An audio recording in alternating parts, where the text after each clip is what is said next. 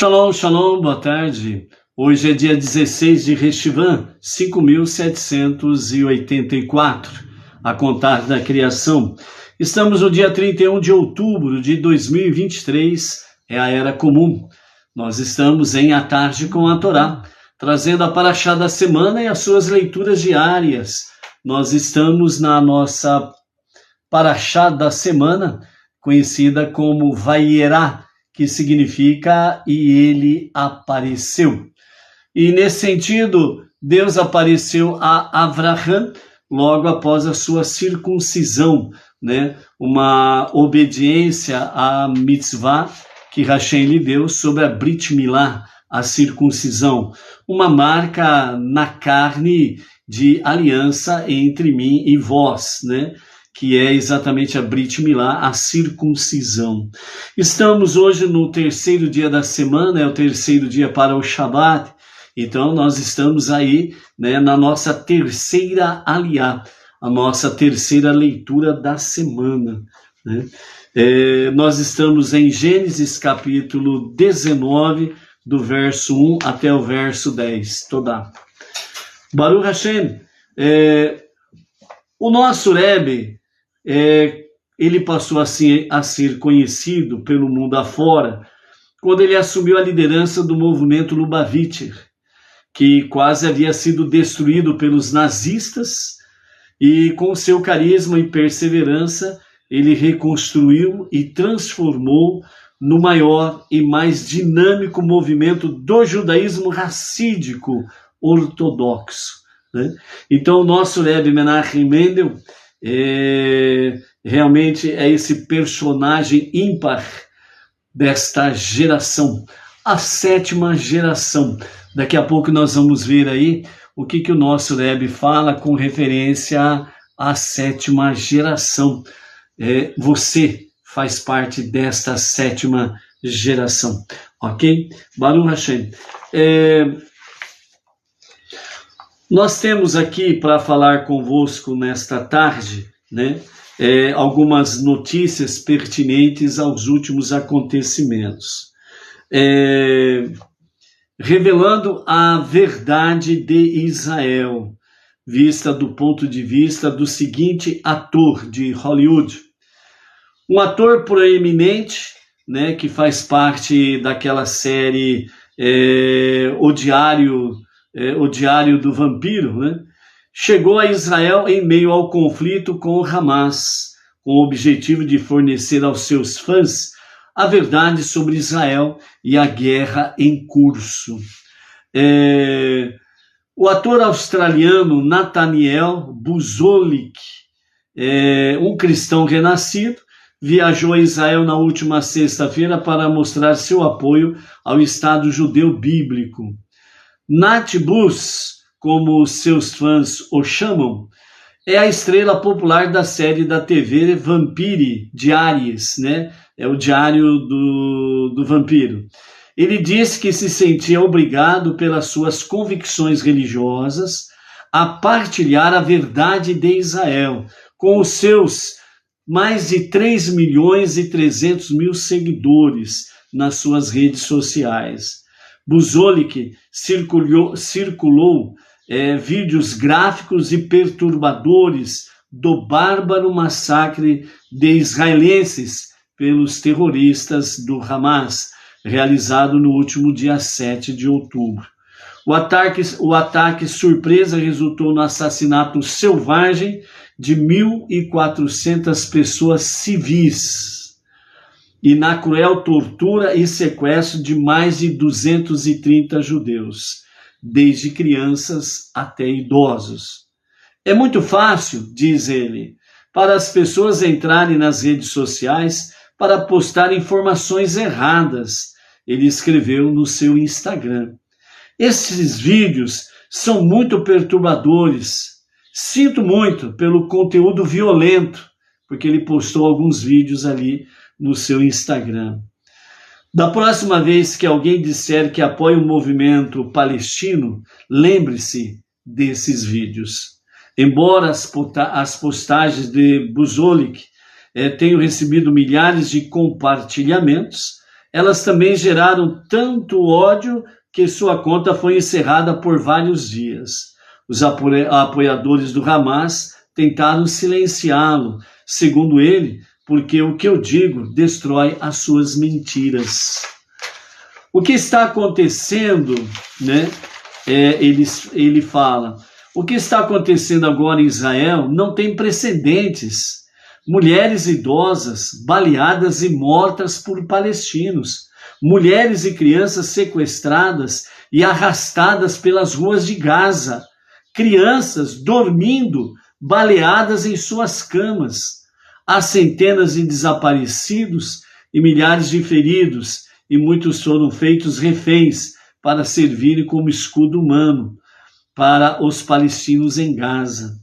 Poucas horas depois de aterrissar em Israel, Buzolik, em Tel Aviv, sofreu 2 barragens de ataques com mísseis vindos de Gaza, com um foguete atingindo um prédio de apartamentos e causando 4 feridos civis.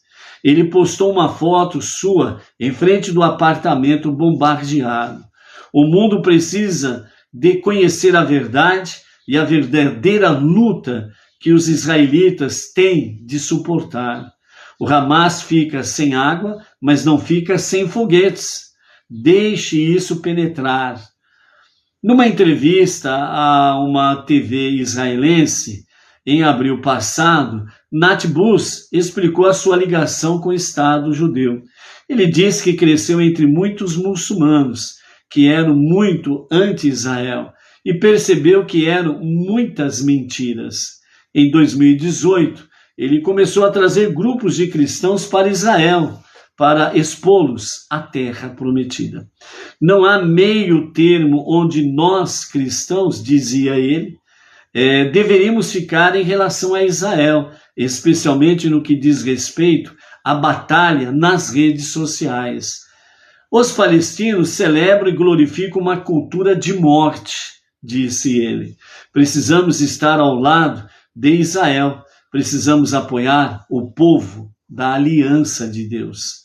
Quando Buzolik começou a expressar o seu apoio a Israel nas redes sociais, começou a perder 100 mil seguidores por semana.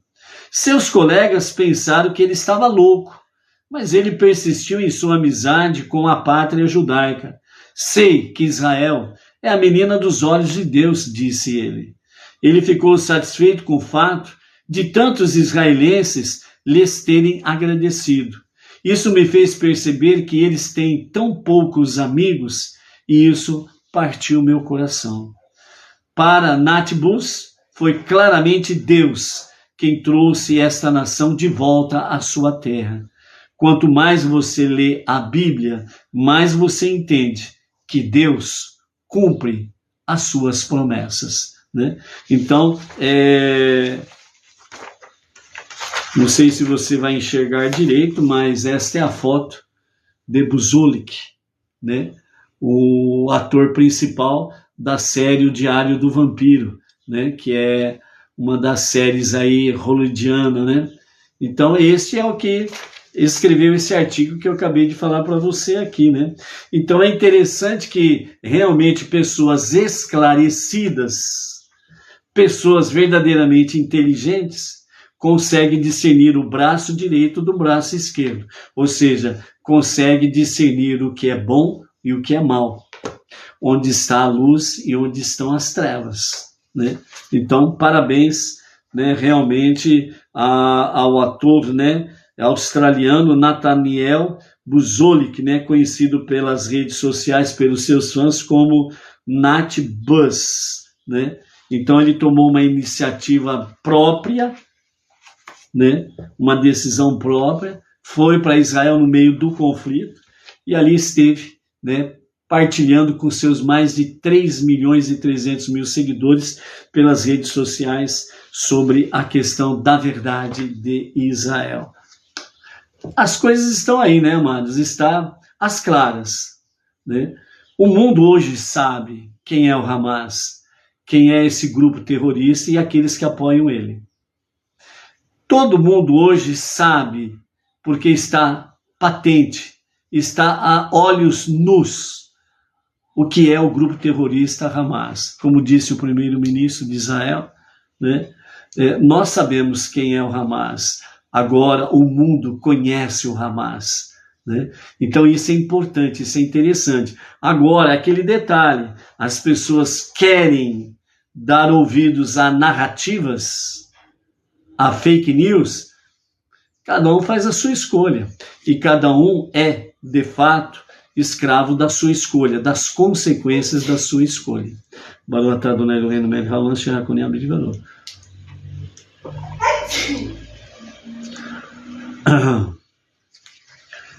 Saúde, Edno. A Edna está espiando lá, né? Amanhã nós vamos falar para você sobre o pacto do movimento da resistência islâmica chamado Hamas, né? Então amanhã nós vamos trazer para você aqui, né? Apesar que está invertido, né? O que é que esse pacto fala, né? Foi extraído do pacto do movimento de resistência islâmica Hamas, né? O texto está disponível na íntegra, né? Em sites aí, nas redes sociais, né? Em inglês, e nós tivemos aqui, né, a tradução realmente do pacto do Hamas. Amanhã nós vamos falar sobre esse pacto aqui, aí você vai conhecer um pouquinho mais sobre o dito cujo, né, do Hamas, ok? Os nossos mestres do Chabad traz para nós sobre a questão de o Holocausto e os direitos humanos, lições aprendidas e ações a serem tomadas, né? Então, nesse momento aqui, né, Irving Cutler, ele escreve para nós sobre essa questão, o Holocausto e os direitos humanos. Escrevo num momento histórico de recordação e lembrança, de testemunho e advertência. Celebramos 2 aniversários históricos, 80 anos de implementação das leis raciais de Nuremberg, que serviram como prólogo para o Holocausto, e os 70 anos de aniversário dos julgamentos de Nuremberg, que serviram como base para o desenvolvimento da lei contemporânea internacional de direitos humanos e humanitários. Essa junção histórica do duplo pacto de Nuremberg, o Nuremberg de botas e o Nuremberg de julgamentos, foi tema de um simpósio internacional no dia 3 de maio do presente ano, na Universidade em Cracóvia. No dia seguinte ocorreu a Marcha dos Vivos, quando cerca de 10 mil jovens e sobreviventes marcharam em lembrança e em solidariedade dos portões de Auschwitz até Birkenau. Então, assim devemos fazer 2 perguntas. O que aprendemos? O que devemos fazer?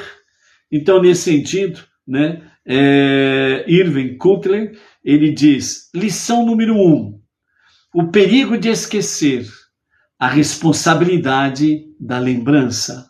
A primeira lição é a importância de Zahor, a lembrança das vítimas difamadas, demonizadas e desumanizadas como prólogo e justificativa para o genocídio, e onde o assassinato em massa de 6 milhões de judeus e de milhões de não-judeus não é uma questão de estatística abstrata. Como se diz nesses momentos de recordação, em cada pessoa há um nome, cada pessoa tem uma identidade, cada pessoa é um universo. Lembrando que aquele que salva uma única vida é como se tivesse salvado o universo inteiro. E assim, o imperativo que devemos embeber e cumprir é: todos nós somos, onde quer que estejamos, os guardiões do destino de cada um. Você é responsável pelo seu próximo, pela existência do seu próximo, porque cada um é um universo. Lição número 2, que traz para nós aqui, a lição número 2 diz assim: o perigo do incitamento ao ódio e o genocídio sancionado pelo Estado, a responsabilidade de impedir. A segunda lição duradoura é que o Holocausto sucedeu não apenas por causa da indústria da morte, da qual os crematórios são um cruel lembrete, mas por causa da ideologia de ódio sancionada pelo Estado nazista. E é este ensinamento de desavença, essa demonização do outro, onde tudo começou e onde tudo começa. Como afirmou a Suprema Corte canadense, o Holocausto não começou nas câmaras de gás, começou com palavras. Na verdade, é esse incitamento genocida que a Suprema Corte do Canadá afirmou no caso Mugesera, que constitui um crime por si mesmo, não importa se atos genocidas se sigam ou não, mas a questão criminosa é o incitamento genocida, né? Então, esta é a questão de demonizar as pessoas, o próximo, ou uma raça, um povo, e etc. e tal. Então, aí é que está o problema. Então, por isso que realmente o perigo do incitamento ao ódio, né, é realmente perigoso. E quando ele tem o apoio do Estado, do poder político, né, o governante, ele alimenta o ódio, ele alimenta o incitamento ao ódio, aí então as coisas ficam complicadas realmente, entendeu? Então é muito difícil isso daí, precisamos estar atentos. Então, quando se diz Holocausto nunca mais, é muito mais profundo do que estas simples palavras. Lição 3. O perigo do antissemitismo antigo, do antissemitismo novo, a responsabilidade de combater. Esta terceira lição é o perigo do antissemitismo, o mais antigo e duradouro dos ódios, é o mais letal. Se o Holocausto é uma metáfora para o mal radical, o antissemitismo é uma metáfora para o ódio racial. De 1941 até 1944, 1.300.000 pessoas foram assassinadas em Auschwitz, das quais 1.100 milhões eram judeus. Relembrando o ditado de Elie Wiesel, de que o Holocausto foi uma guerra contra os judeus, na qual nem todas as vítimas eram judias, mas todos os judeus eram vítimas. Nem todas as pessoas eram vítimas, mas todos os judeus eram vítimas. Que não haja engano sobre isso. Judeus morreram em Auschwitz por causa do antissemitismo, mas o antissemitismo não morreu ali.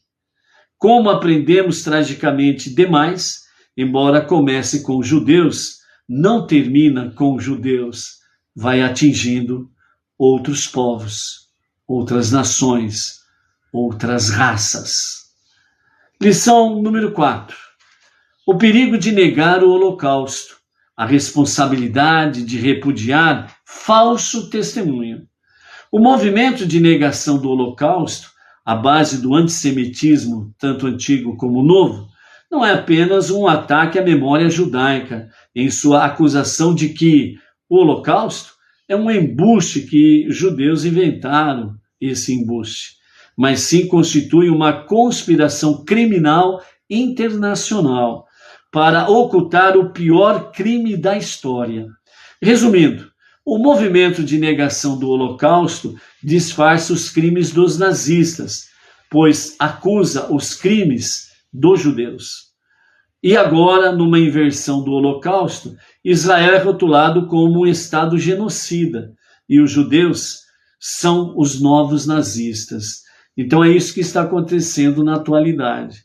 Estão invertendo os papéis e os valores, né? Onde aqueles que estão apoiando os grupos terroristas, entre eles o Hamas, né? Dizendo que Israel é um Estado genocida e que os judeus são os novos nazistas. Um absurdo sem precedentes.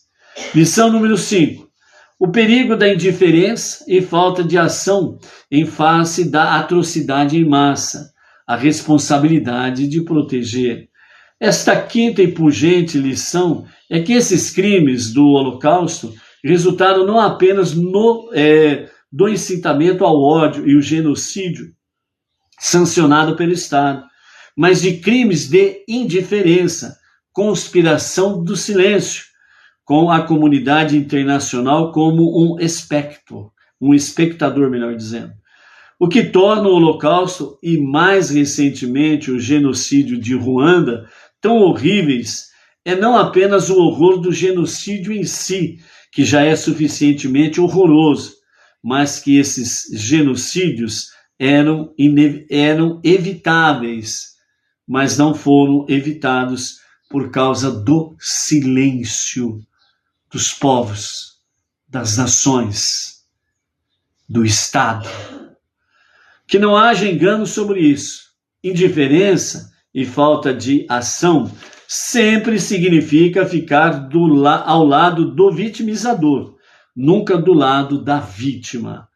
Em face do mal, a indiferença é concordância, se não cumplicidade com o próprio mal, ou seja, o silêncio, a omissão, faz com que as pessoas sejam sócios do mal, da destruição, da atrocidade, sócios do genocídio.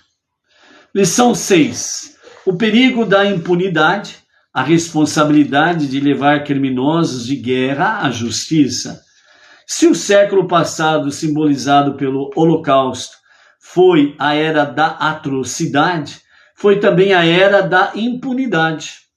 Poucos dos perpetradores, incluindo julgamentos de Nuremberg, foram levados à justiça, assim como não deve haver nenhum santuário para ódio, nem refúgio para fanatismo, não deve haver nenhuma base ou santuário para esses inimigos da humanidade. A impunidade somente ressalta e encoraja os criminosos de guerra e os crimes de guerra. Então, não é à toa que o Hamas e grupos terroristas estão por aí, né? A impunidade no ar, né?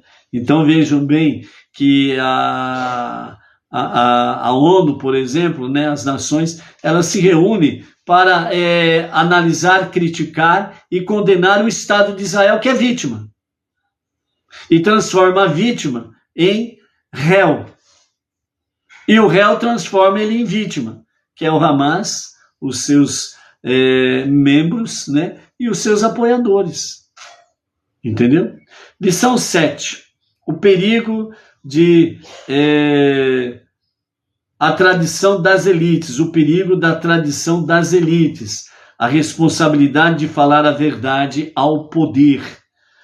Essa 7ª lição é que o Holocausto foi tornado possível não apenas por causa da burocratização do genocídio, como disse Robert Lifton, e como o assassinato de carteira de Adolf Eichmann, que personificou o mal em si, né? Mas por causa das tradições da cumplicidade das elites, incluindo médicos, líderes religiosos, juízes, advogados, arquitetos e educadores, todos tornaram-se cúmplices, porque todos ficaram em silêncio, não protestaram, não falaram a verdade, muito pelo contrário, sempre estavam alguns delatando aonde havia judeu, entendeu?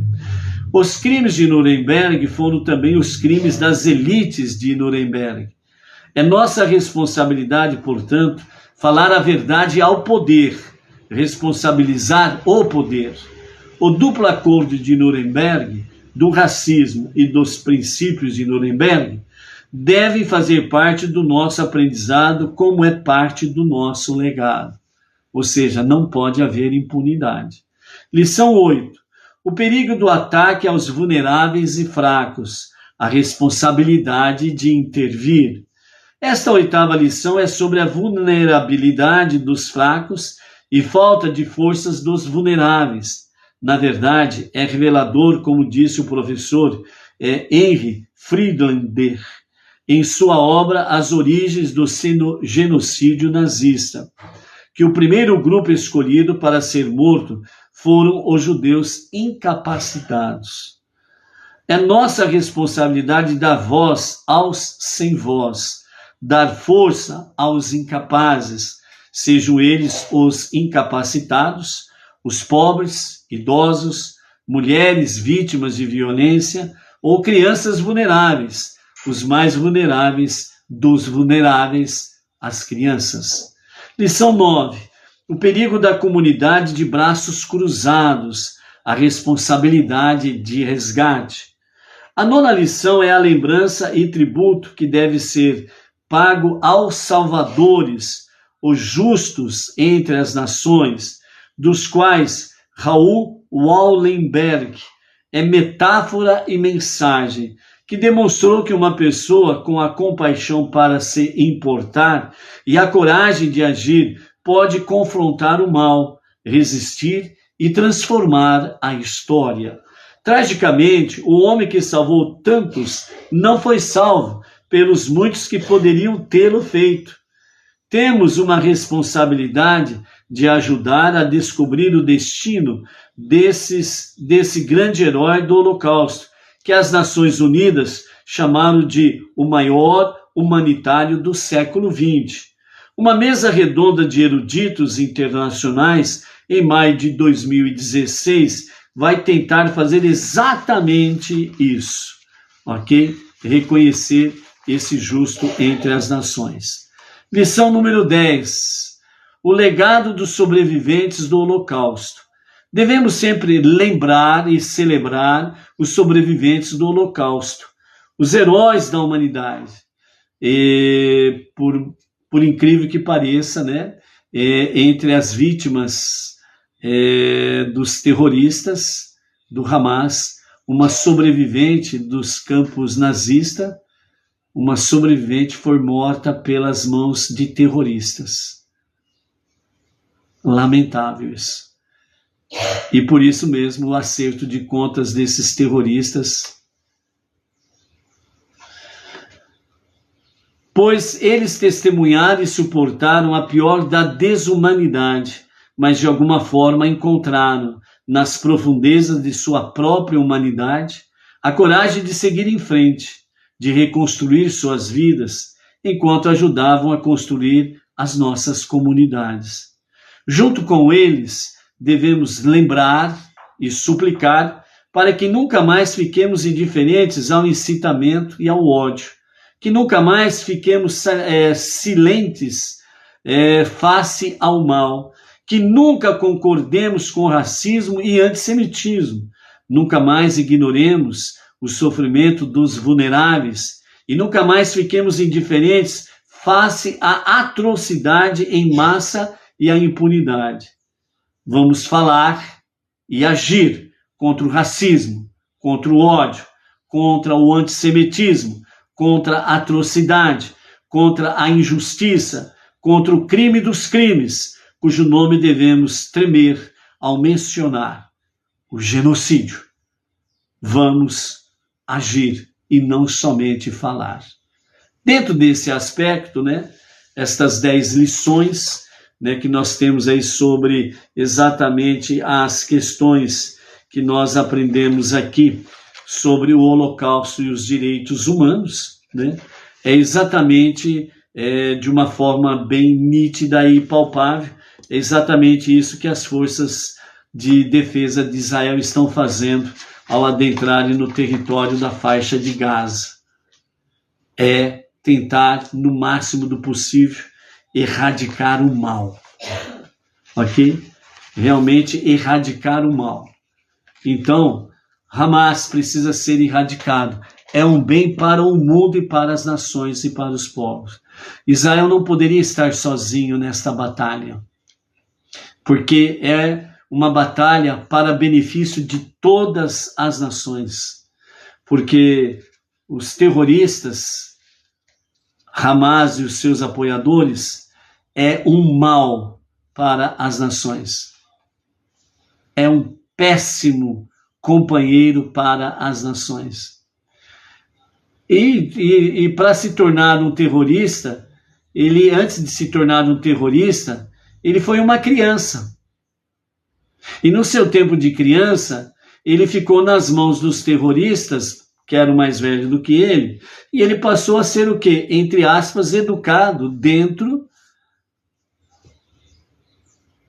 das características terroristas. Cresceu assim.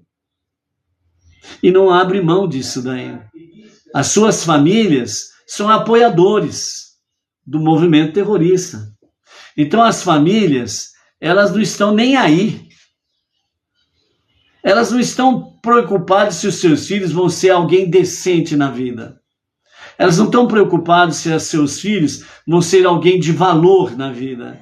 Elas estão preocupadas que os seus filhos cresçam para serem terroristas. Por isso que desde pequeno eles são treinados para serem meninos bombas. Para quando serem adultos, tornem-se homens bombas. Simplesmente isso. Entendeu?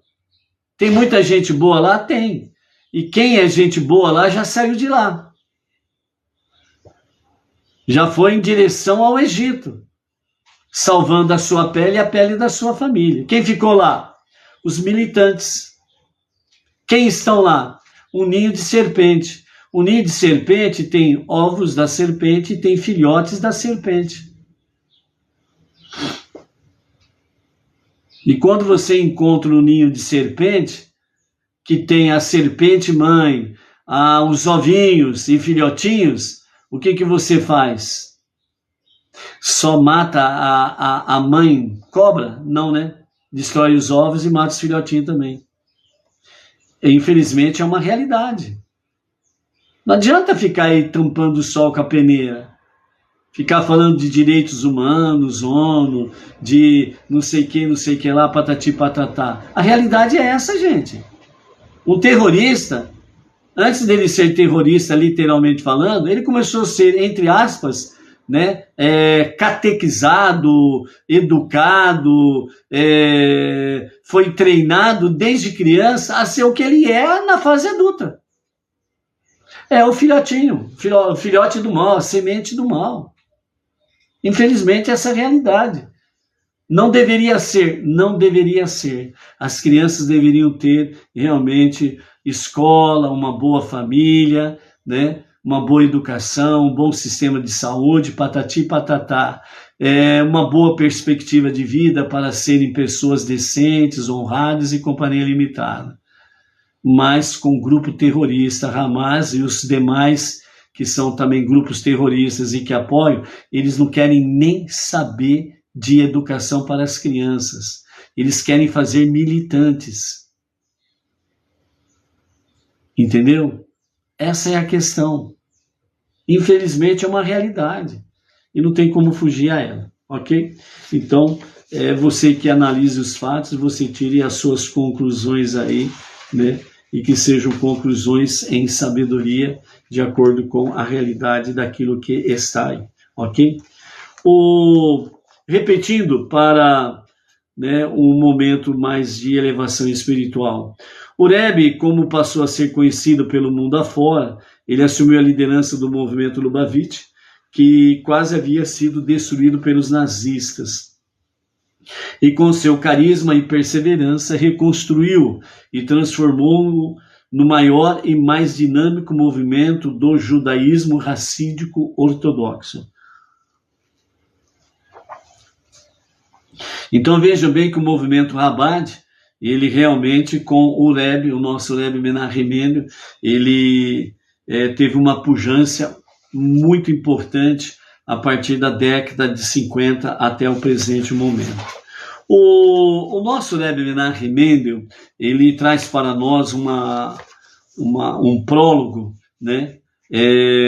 Onde ele pavimenta o caminho da redenção, o caminho da Geulah, a redenção final com a revelação do justo Mashiach, né? Nesse livro, Os Dias de Mashiach, então o nosso Rebbe Menachem Mendel, o autor, né, deste livro, né, o autor Menachem Brut, ele traz aqui no seu prólogo, né, palavras do nosso Rebbe Menachem Mendel, o líder máximo espiritual da nossa geração.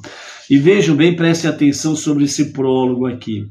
Uma carta escrita pelo Rebbe em 1956, da Era Comum, no ano 5.716, a contar da criação. Contém uma descrição singular daquilo que o preocupava quando criança.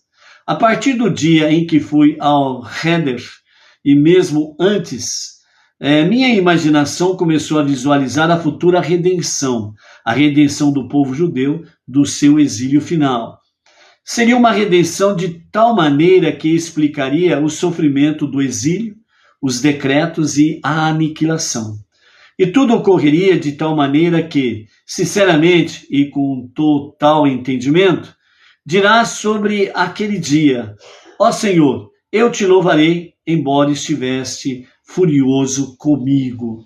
É o que o profeta Isaías traz no capítulo 12 com referência a essa questão aí, ok? Ó Senhor, eu te louvarei, embora estivesse furioso comigo.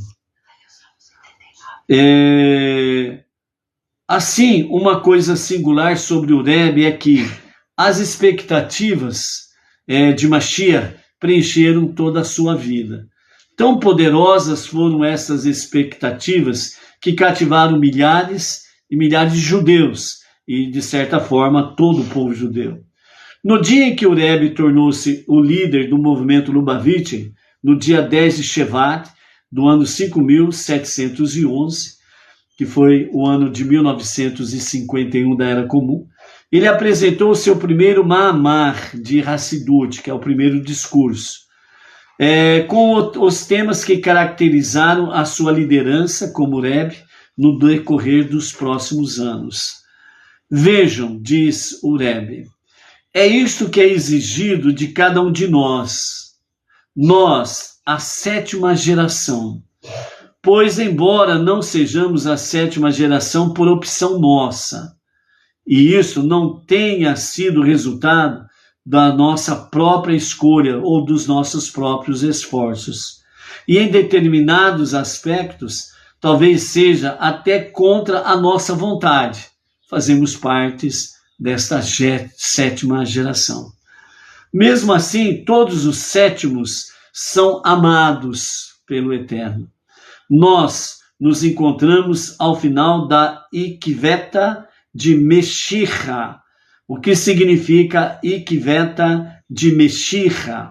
Significa a era imediatamente anterior à vinda de Mashiach, onde você pode ouvir os passos de Mashiach. É esta sétima geração. E devemos terminar de atrair a Shekhinah, e não apenas a Shekhinah, mas a essência da Shekhinah para os mundos inferiores. Foi o discurso, né, uma parte do discurso do Rebbe, registrado em Sefer Hamamarim, Bat Legani, 5.711. Nessas poucas linhas, o Rebbe resume o objetivo da nossa geração, esta sétima geração. Não escolhemos estar nesta geração, e se tivéssemos sido indagados, talvez nem sequer quiséssemos estar aqui, mas é um fato. Estamos atravessando a conclusão de Ikveta de Meshicha, e devemos completar a morada da Shekhinah neste mundo e trazer a Geulah, a redenção. Todas as ações do Rebbe nos últimos anos serviram a esse propósito. Ele voltou-se a todo judeu no mundo inteiro para que ninguém estivesse despreparado para a redenção.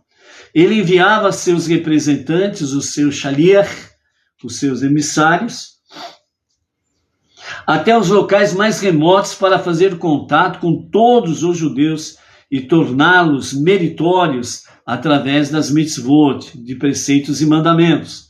O Rebbe enfatizava repetidamente: tudo depende de nós.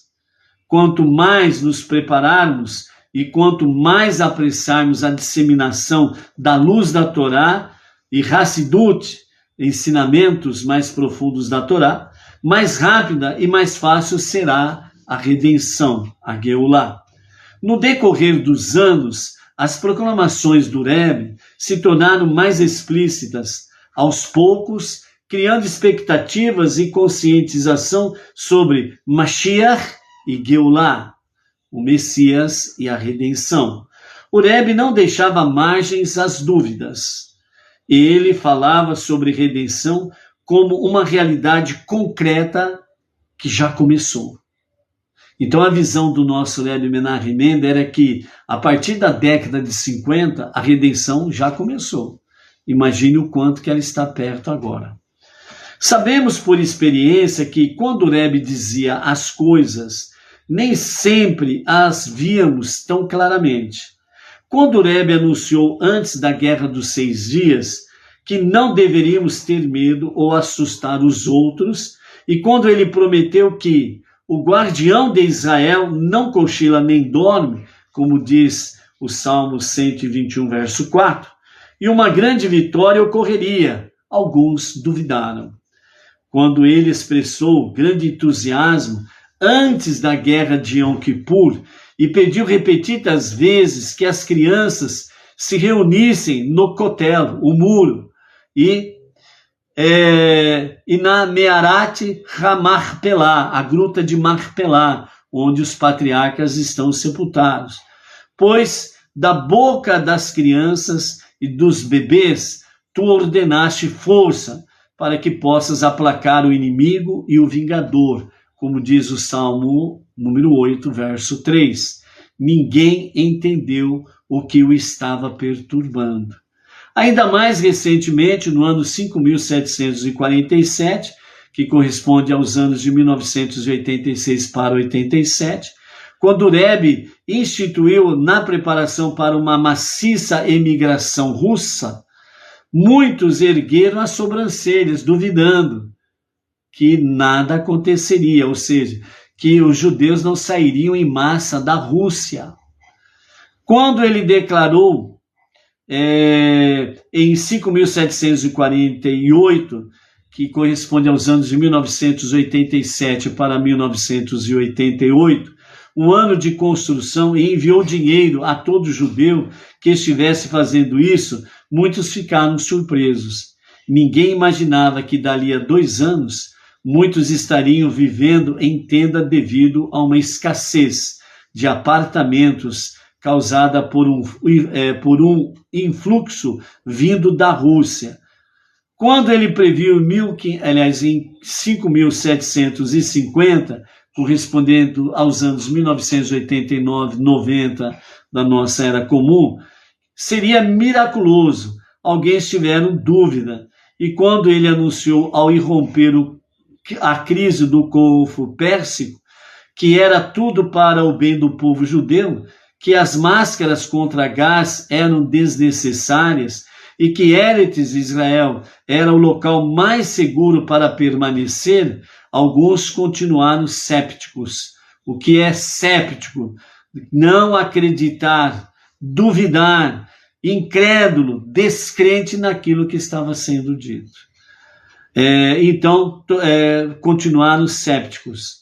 Com o tempo, porém, todas as profecias do Rebbe se provaram corretas, dando-nos completa confiança que quando ele dizia que a redenção estava chegando, realmente estava certo. Devemos ficar prontos. Pastor fiel, o Rebbe desejava preparar o povo judeu para o grande dia de Hashem, para que cada judeu seja redimido com alegria. Portanto, devemos apenas aprender e escutar. Por isso, anos posteriores, o nosso Rebbe Menachem Mendel, ele falou sobre os Bnei Noach, os não-judeus, que abandonaram tudo para abraçar o monoteísmo com fundamento judaico e orientação rabínica, dizendo que esse povo não judeu estaria ombro a ombro com o povo judeu para transformar essa terra para ser a moradia de Deus. Então, por isso, né, vamos juntos nesta batalha que nós temos aí pela frente, ok? Baruch Hashem. A nossa aliá de hoje, capítulo 19 de Bereshit, Gênesis, do verso 1 ao verso 20. Então nós temos aí os dois anjos, né, que vão para Sodoma e Gomorra, né? E os dois anjos, um tem a missão de salvar a família de Ló, e o outro tem a missão de destruir, né, as 5 cidades. E no final acaba apenas destruindo 4 cidades, sendo que a 5ª cidade, Tsoar, né, era a mais novinha das outras 4 cidades.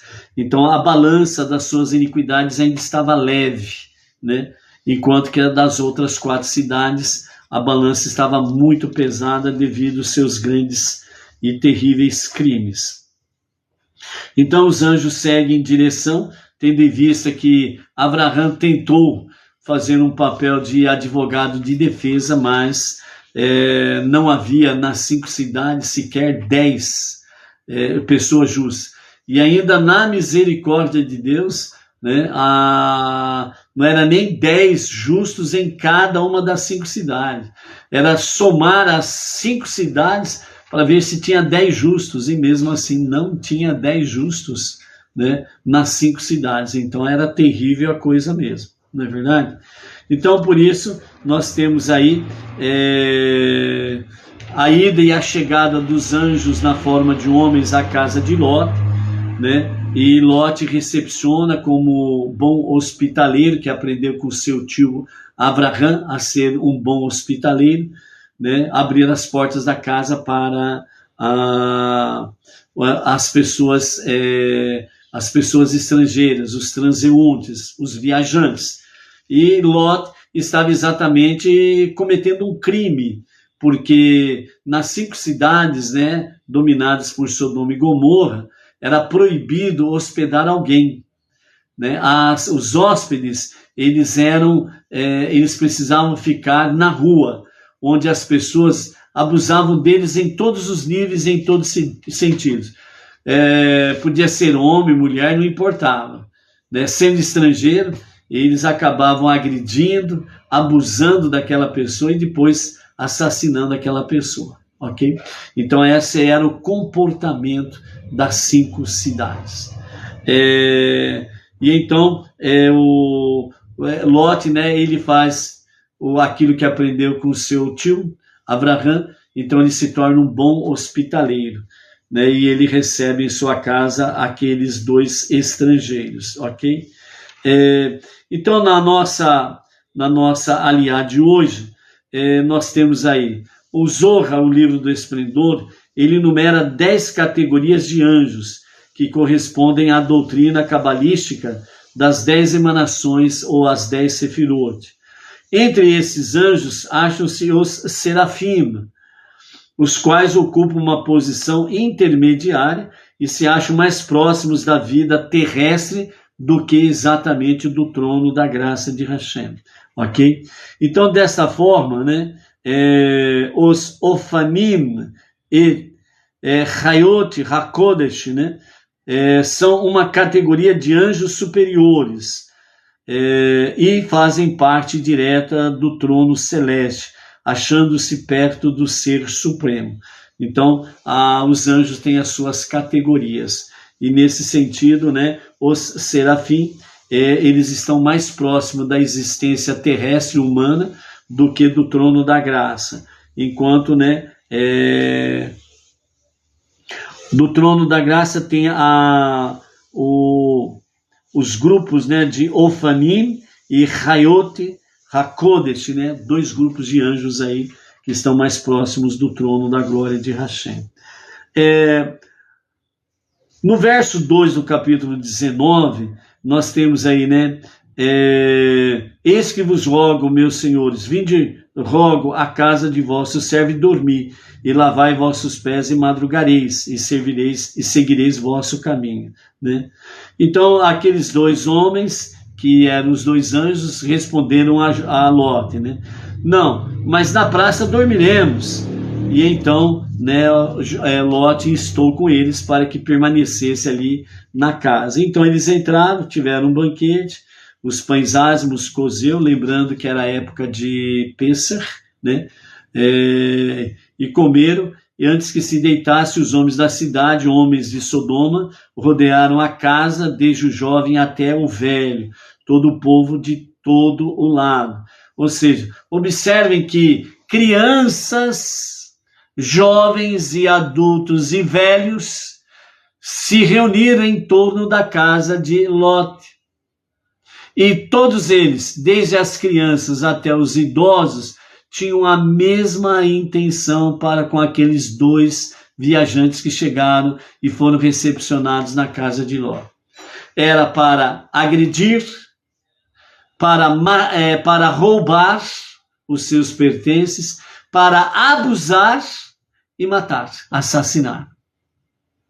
Desde as crianças até os mais idosos estavam ali com esse intuito, ou seja, ninho de serpente, desde os ovos é tudo cobra, entendeu?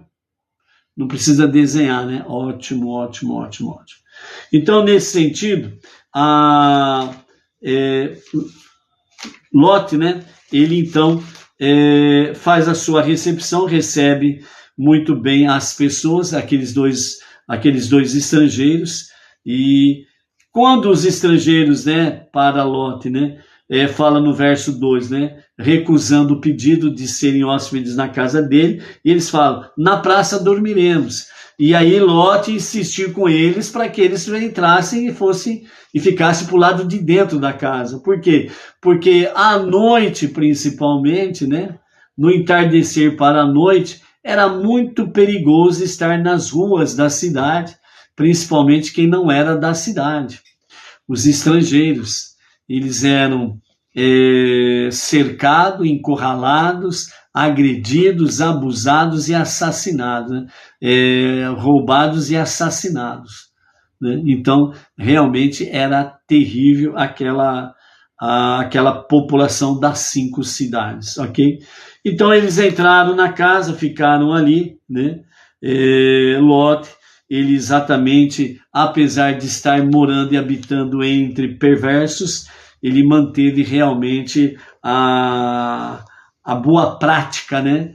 Que ele aprendeu com o seu avô, né? Aliás, com o seu tio, melhor dizendo, Avraham, né? A questão da hospitalidade, né?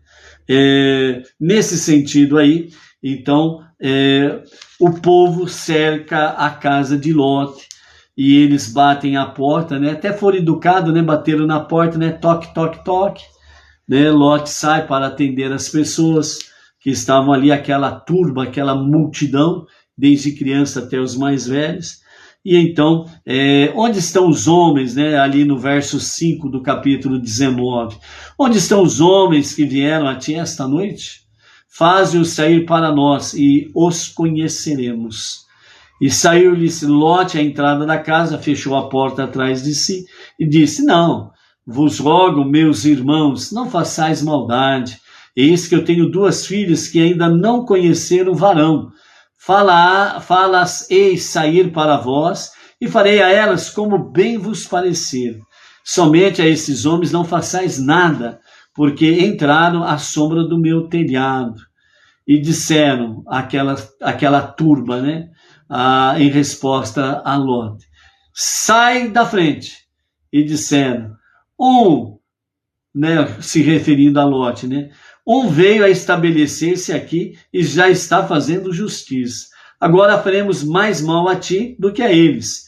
E porfiaram com o homem, com Ló, muito, e aproximaram-se para quebrar a porta. E entenderam os homens, aqueles 2 homens, os anjos, né? O que estava acontecendo. Então eles trouxeram Ló para dentro da casa, né, e fecharam a porta em si. E aquela turba, desde a criança até o mais velho, ficaram cegos, né, para que não achassem a porta da entrada da casa de Ló. Ok? Então, dessa forma aí, mostra exatamente o caráter daquela cidade, o ninho de cobra, o ninho de serpentes que era aquele lugar ali. E apesar de Ló estar no meio do ninho de serpentes, ele ainda preservou alguma coisa que ele aprendeu com seu tio, né?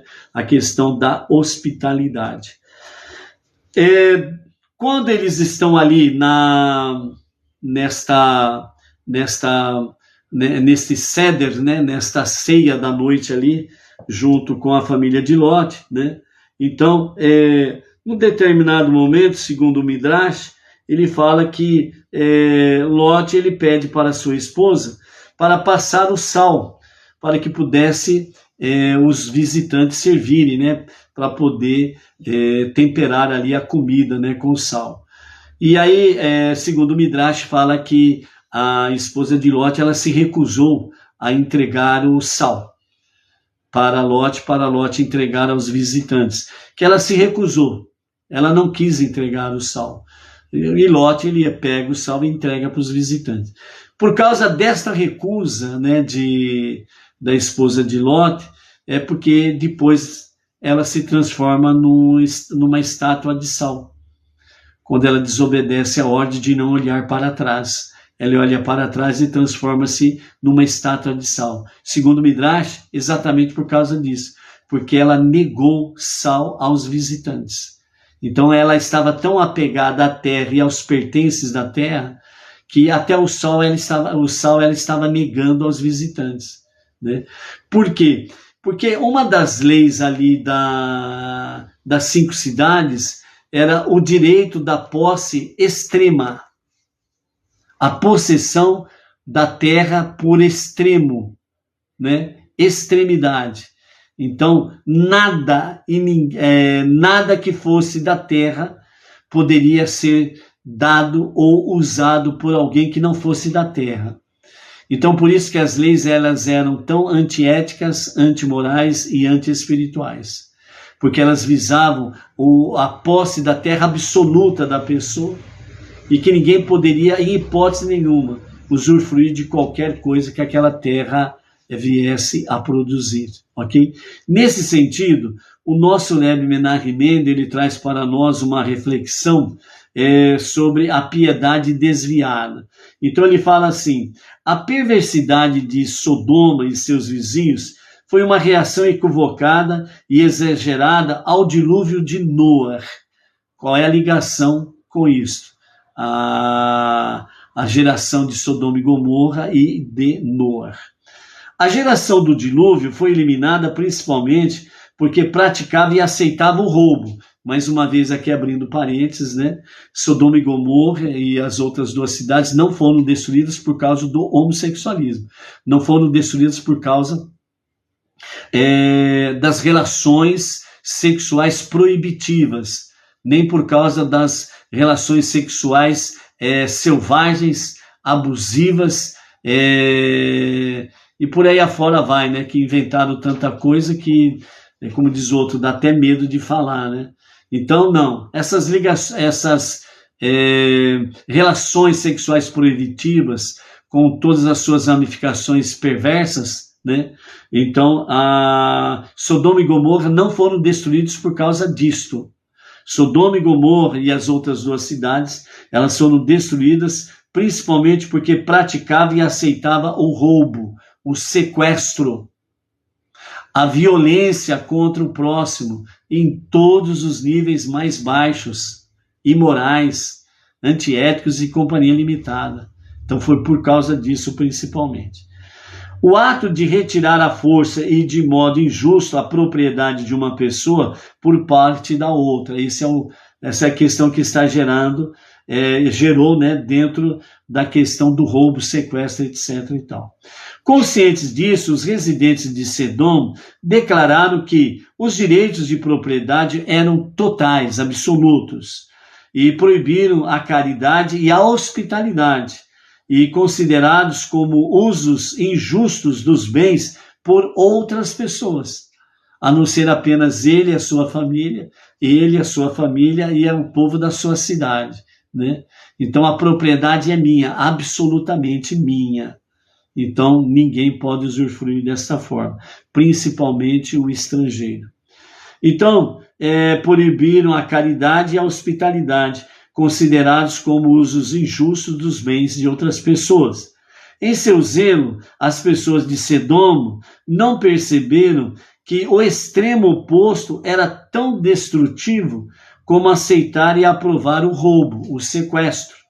Então, como o mundo não podia cumprir o seu propósito de ser uma verdadeira moradia para Deus, pois os seres humanos não conseguiram viver uns com os outros, porque eles se odiavam. Sodoma e seus vizinhos tinham que ser eliminados, assim como foi a geração do dilúvio.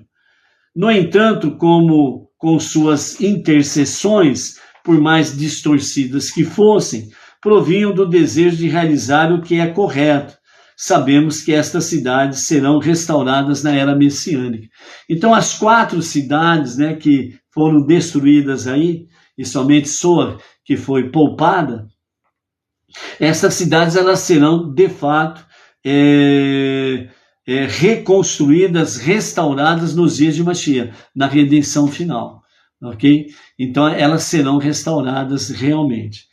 Aprendemos com isso que nosso desafio é encontrar o equilíbrio adequado em vez de levar uma vida de extremos, né?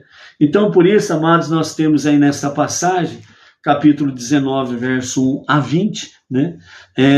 Exatamente essa questão de extremos. Aquela geração de Sodoma e Gomorra, elas compreenderam de forma errônea a questão da geração do dilúvio.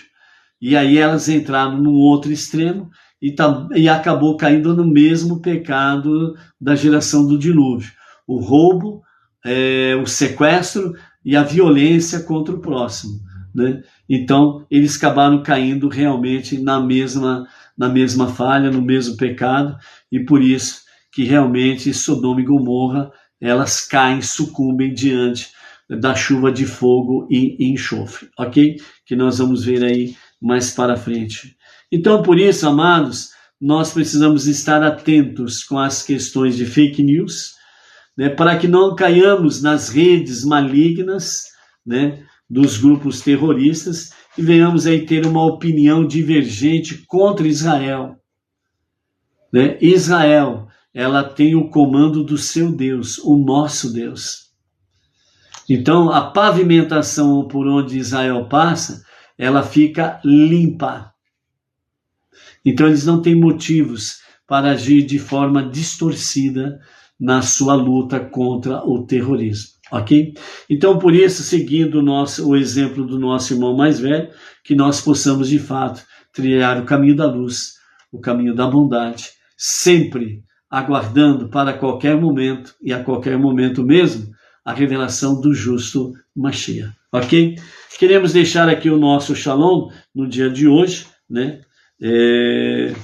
Para as seguintes pessoas e os seus familiares. O José Manso Barbosa, da cidade de Mongeú, no Pará. Pedro Reis Silva, São Carlos, interior de São Paulo. O Moisés Pires de Castro, de Bebedouro, São Paulo. Ionésio Antônio da Silva, o Pedro Lima, a Valda Santos.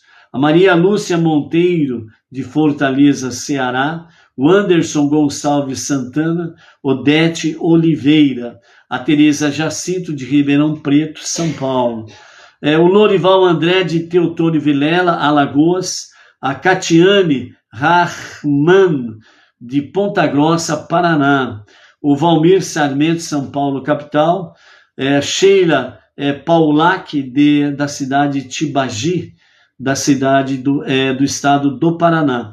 O Ludgero Parolin Rizalite, né, de Curitiba, Paraná. Derber Carvalho, de Manaus, Amazonas. A Lourdes Oliveira, da cidade de Alvorada do Oeste, Rondônia. a Carla de Costa, Vila Velha, Santa Catarina, Toinho Teles de Bonito, Bahia, a Genesi Tolentino dos Santos, Londrina, Paraná, o Túlio Cunha, São Paulo, capital, o André Olicheski, de Ponta Grossa, Paraná, o Eduardo Faria, Daniel Schmidt, Abel Secom, de Chapecó, Santa Catarina, Geralda de Oliveira, Magno Bateira, Geraldo Rocha Vilela, a Maria Zilda da Silva, José Manso Barbosa, da cidade de Moju, no Pará, a Eliane Ferreira, de Nova Friburgo, cidade serrana, e todo o grupo que está com ela lá de Beneinor, né, no Rio de Janeiro. O casal Analu Canuto e o marido Ariel Ben Noar Paulo, da cidade de Lusiânia, estado de Goiás. Ok? Amados, então ficamos por aqui e amanhã, com a graça de Hashem, vamos retornar à tarde com a Torá, com outras tantas, tanto da Parashá como dos acontecimentos dos últimos dias. Shalom, shalom. Até lá.